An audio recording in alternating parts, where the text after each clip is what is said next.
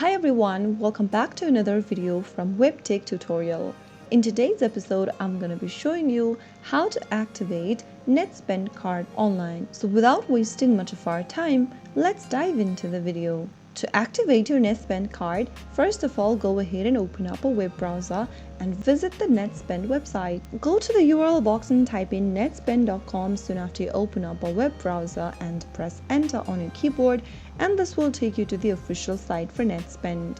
To activate your NetSpend card, go ahead and click on the Activate Card button at the top right hand corner. Now, follow through the on-screen prompts. To activate your prepaid card, enter your prepaid card number and then the security code in the text boxes. Now, enter the security code that is 3 digits long and click on Continue. Make sure to enter the security code on the back of your card for NetSpend. After entering the required information and you click on the Continue button, follow through the on-screen prompts and you will be able to activate your NetSpend prepaid card. So that is how it's easily done.